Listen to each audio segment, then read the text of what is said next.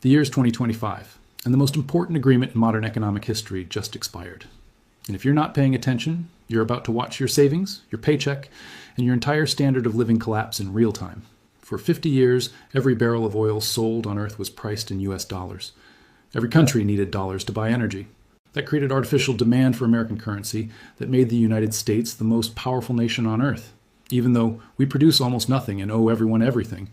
But that system just ended, and the media isn't telling you. Your politicians aren't warning you. Because if you knew what was actually happening, you'd understand that the America you grew up in is already gone.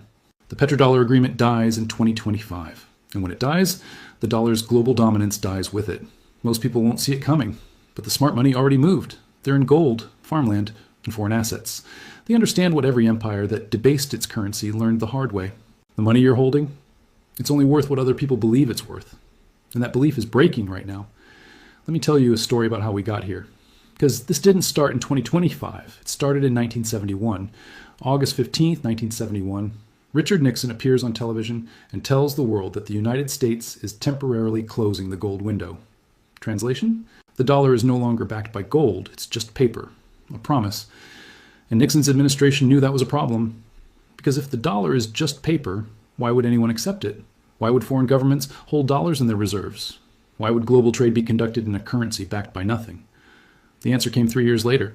In 1974, Secretary of State Henry Kissinger made a deal with Saudi Arabia. Simple deal, brilliant deal, evil deal. Here's how it worked. Saudi Arabia, the world's largest oil exporter, would agree to price all of their oil exclusively in US dollars. No euros, no yen, no gold, dollars. And in exchange, the United States would provide military protection to the Saudi regime, sell them weapons, and guarantee their security against regional threats like Iran and Iraq. But here's the key. That agreement wasn't just with Saudi Arabia. Through OPEC, the deal extended to nearly every major oil-producing nation on Earth. Venezuela, Nigeria, UAE, Kuwait, all of them. Oil for dollars. Dollars for oil. This created something unprecedented in history. Artificial demand for US currency. Because if you're Japan and you need to import oil, you first need to buy dollars. If you're Germany and you need to fuel your economy, you need dollars. If you're China and you're building factories, you need dollars first. This meant the United States could print unlimited amounts of money, run massive trade deficits, rack up trillions in debt, and never face consequences. Because the world needed dollars to function. We exported inflation, we imported goods, and everyone else paid for it. The petrodollar system wasn't just an agreement, it was the foundation of American power. More important than the military. More important than technology. Because control of global currency meant control of global trade. And control of global trade meant control of everything. For 50 years, this system worked. The dollar remained the world's reserve currency, not because of gold backing or economic strength, but because of oil. Every country held dollars in reserve. Every central bank bought US Treasury bonds. And America got to borrow unlimited amounts at artificially low interest rates because the world needed a safe place to park their dollars. But here's what nobody told you. That agreement had an expiration date, and we just hit it. In 2023, Saudi Arabia quietly announced they would not renew the petrodollar agreement. It wasn't front page news. It wasn't on CNN. Most Americans have no idea it even happened. But in financial circles, in central banks, in the meetings that actually matter, everyone knows. The foundation just cracked. And once a currency system built on confidence starts to crack, the collapse accelerates fast. Saudi Arabia isn't stupid. They've been preparing for this for years. They've been diversifying, building relationships with China, Russia, and India.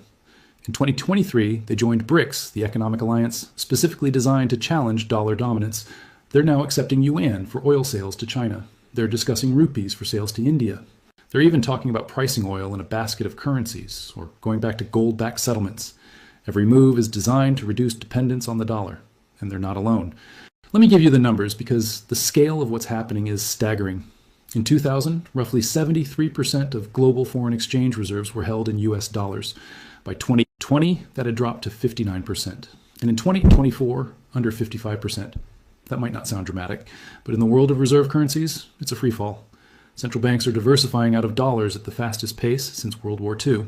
China has reduced its US Treasury holdings by over $300 billion since 2021. Russia dumped nearly all of its dollar reserves after 2014 sanctions and has been stockpiling gold instead. India is conducting trade in rupees and bypassing the dollar entirely. Brazil and Argentina are settling trade in their own currencies. Even